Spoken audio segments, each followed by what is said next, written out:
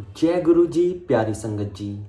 आप सभी को मेरा एक बार फिर से बहुत बहुत प्यार भरा नमस्कार। संगत जी, आज मैं गुरु जी का एक और प्यारा सा सत्संग लेकर आप सभी के बीच आया हूँ।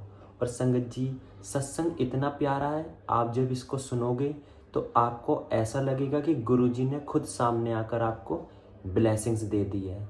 गुरु जी की महिमा इतनी बड़ी है कि सुनने के बाद आप सभी को बहुत प्यार अच्छा लगने वाला है। संगत जी, सत्संग को अंत तक जरूर सुने और कमेंट में ज़रूर बताएं कि आपको गुरु जी का ये सत्संग कैसा लगा, और साथ ही अपना सत्संग भी ज़रूर शेयर करें। नीचे मैंने व्हाट्सअप नंबर दे दिया है, उस व्हाट्सअप नंबर पर अपना सत्संग रिकॉर्ड कर हमारे पास ज़रूर भेजें। चलिए संगत जी, अब हम सीधा सत्संग की तरफ चलते हैं।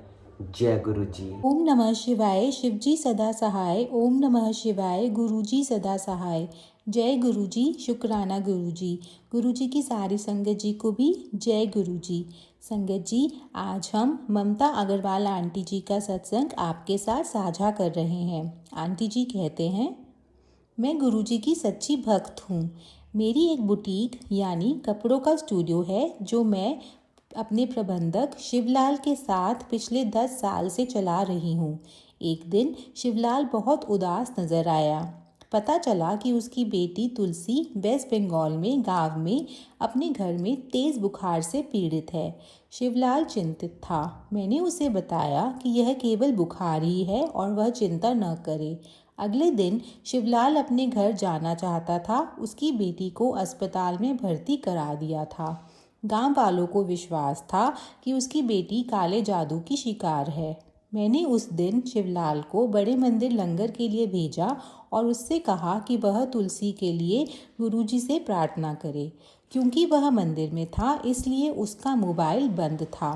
इसी बीच शिवलाल की पत्नी जो उसको संपर्क करना चाहती थी, उसका मोबाइल ना मिलने के कारण उसने मुझे संपर्क किया। उसने बताया कि उसकी बेटी की हालत बहुत ख़राब थी और वह शिवलाल से तत्काल बात करना चाहती है। मैंने शिवलाल की पत्नी से कहा कि वह मेरी बात गांव के अस्पताल के चिकित्सक से करवा दे। चिकित्सक ने बताया कि उनकी बेटी को मस्तिष्क ज्वर यानी मेनिंगाइटिस है और उसके गांव में जीवित रहने की संभावना कम है। तुलसी को शायद किसी बड़े अस्पताल में ले जाया जाए तो वह स्वस्थ हो सकती है। मुझे समझ नहीं आ रहा था कि मैं क्या करूं। यह सोचकर कि जो हो रहा है वह गुरुजी ही कर रहे हैं, मैंने अपने एक अंकल को जो चिकित्सक हैं पटना में फ़ोन किया। उन्होंने कहा कि तुलसी को शीघ्र ही पश्चिम बंगाल में किसी अस्पताल में दाखिला करा देना चाहिए, परंतु उन्होंने किसी विशेष अस्पताल का नाम नहीं बताया। मेरे अंकल ने मुझे गूगल पर किसी अच्छे अस्पताल का नाम ढूंढने को बोला। मैंने गुरुजी का नाम लेकर एक अस्पताल का नाम ढूंढा और सब कुछ तय कर दिया। मैंने गांव वाले अस्पताल से संपर्क किया और उन्हें तुलसी को एम्बुलेंस में बड़े अस्पताल ले जाने को कहा। गांव में चिकित्सकों ने बताया कि छठ पूजा के कारण सड़कों पर बहुत भीड़ होगी और तुलसी को ले जाने में 5 घंटे लग सकते हैं, जबकि गाड़ी में वह 4 घंटे में पहुंच सकती है। जब शिवलाल मंदिर से वापस घर आया तो उस समय पहले ही तुलसी एम्बुलेंस में थी। मुझे डर भी लग रहा था क्योंकि मैंने शिवलाल से तुलसी को बड़े अस्पताल में ले जाने की अनुमति नहीं ली थी। इसके अतिरिक्त चिकित्सकों को भी उसे ठीक होने का भरोसा नहीं दे रहे थे। तुलसी अचेत दशा में थी। तुलसी 3 घंटे के असंभव समय में अस्पताल पहुंच गई। शिवलाल के भाई ने अस्पताल से तुलसी के बारे में सूचना दे दी थी। उसने एक खराब खबर भी दी। उसने बताया कि तुलसी आईसीयू में बुरी अवस्था में है और किसी को पहचानती नहीं है। मैंने चिकित्सकों से आग्रह किया कि वह जितना कर सकते हैं अवश्य करें और खर्चे की चिंता न करें। मैंने शिवलाल को गुरुजी से प्रार्थना करने को कहा और उसे गुरुजी के स्वरूप के साथ अगले दिन गांव भेज दिया। अब मुझे पश्चिम बंगाल चिकित्सकों के लिए पैसे भेजने थे, परंतु मुझे कुछ समझ नहीं आ रहा था कि मैं कैसे करूं। मैंने फेसबुक पर अनुरोध किया। मेरी एक सहेली दीक्षा ने बताया कि उसका देवर वहां पैसे पहुंचाने का काम कर देगा। जब शिवलाल अस्पताल पहुंचा तो मैंने उसे गुरुजी का स्वरूप आईसीयू में तुलसी के तकिए के नीचे रखने को कहा, परंतु चिकित्सकों ने इस बात के लिए मना कर दिया और बाधक बन रहे थे। मैंने अपनी सहेली के देवर से, जो पैसे भेज रहे थे, बात की और पूछा कि क्या वह पता कर सकते हैं कि चिकित्सकों तुलसी को ठीक से उपचार कर रहे हैं, कहीं मूर्ख तो नहीं बना रहे। मेरी सहेली के देवर ने बताया कि वह इस अस्पताल में केवल एक ही अच्छे चिकित्सक को जानता है, जो उसका मित्र भी है। उसने चिकित्सक का नंबर भी मुझे दे दिया। चिकित्सक से बात करने के बाद पता चला कि वही चिकित्सक तुलसी का उपचार कर रहा था। अस्पताल के कर्मचारियों ने मुझे ठीक से नहीं बताया, क्योंकि अब मेरे पास चिकित्सक का मोबाइल नंबर था। मैंने उसे गुरुजी का स्वरूप तुलसी के तकिए के नीचे रखवाने के लिए आग्रह किया और उसने इस बात की अनुमति दे दी। चिकित्सक ने मुझे बताया कि तुलसी वास्तव में बहुत गंभीर स्थिति में है। हम सब गुरुजी से प्रार्थना करते रहे। अगले दिन तुलसी ने अपनी आंखें खोली और माता को पहचान लिया। उसके बाद प्रतिदिन उसकी स्थिति में सुधार होता गया और वह स्वस्थ और प्रसन्न होती गई। तुलसी ने मुझे बताया कि गुरुजी तुलसी को स्वप्न में दर्शन देते हैं। गुरुजी का बहुत बहुत धन्यवाद कि मैं छोटी सी लड़की की जान बचा पाई और वह सत्संग आप सब के साथ बांट पाई। मेरे पिता मधुमेह के रोग से पीड़ित हैं और उनकी एक किडनी पूरी तरह से काम नहीं करती है। वह सिंगापुर से अपना इलाज करवा रहे हैं।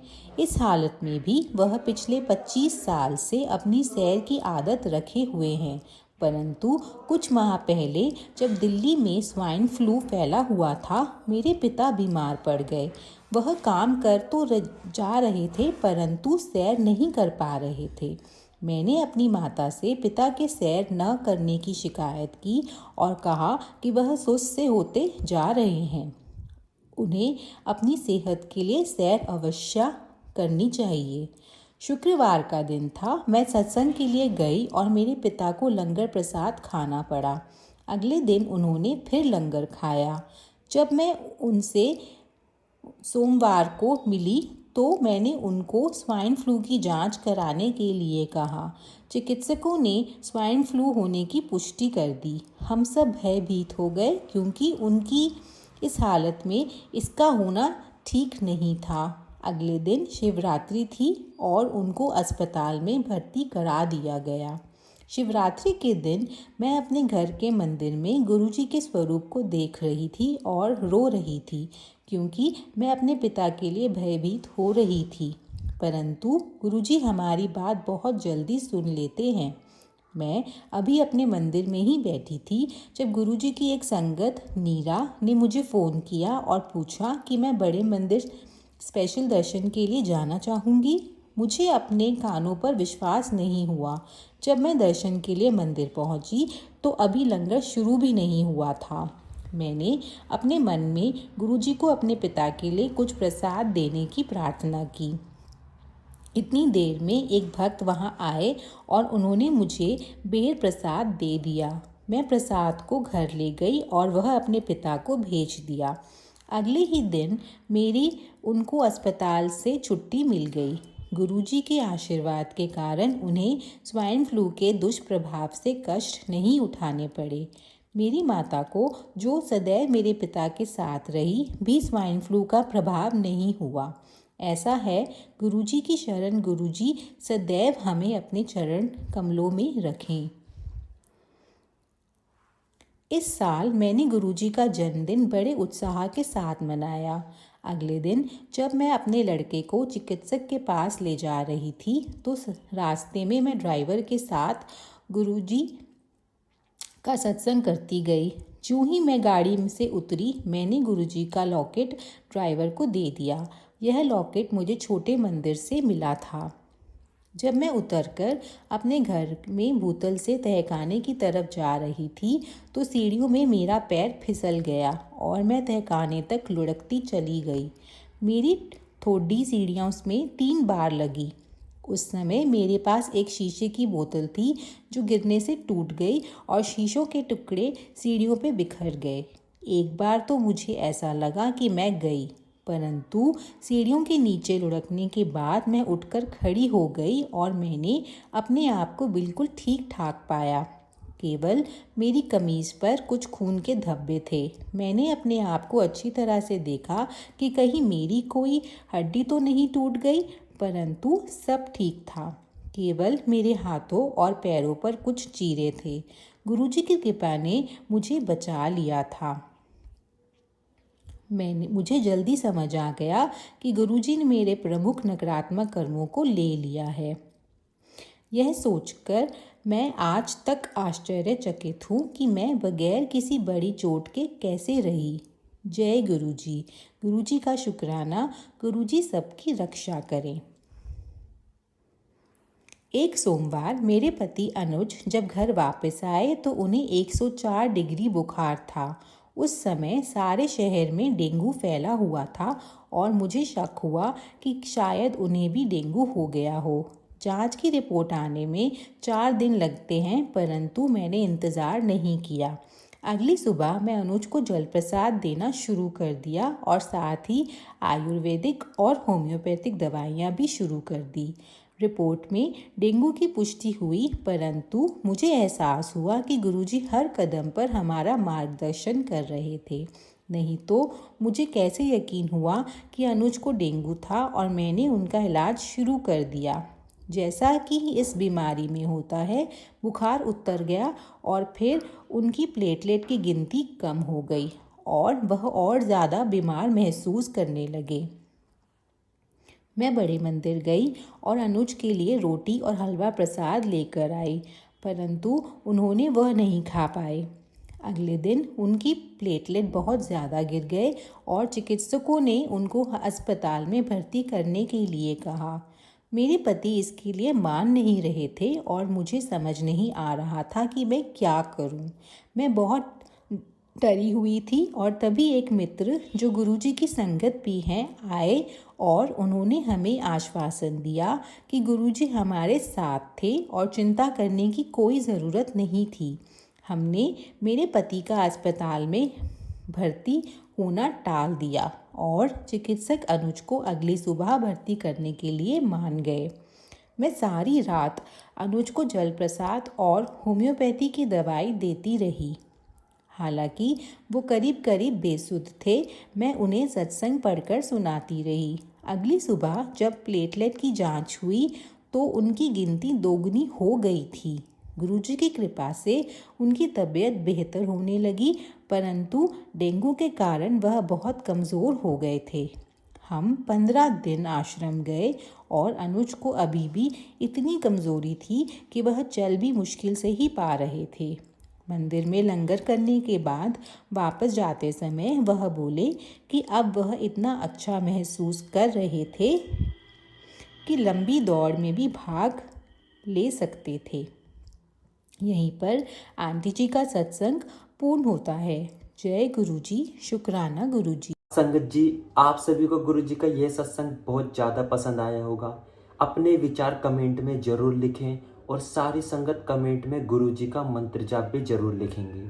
संगत जी, ऐसे प्यारे प्यारे सत्संग अगर आपको रोज़ डेली सुनने हैं तो इस चैनल को अभी सब्सक्राइब करें, जिससे कि जो भी सत्संग इस चैनल पर अपलोड होंगे आपके पास सबसे पहले नोटिफिकेशन आ जाएगी। तो चलिए संगत जी, ऐसा ही एक प्यारा सा सत्संग लेकर आप सभी के बीच दोबारा से आऊँगा।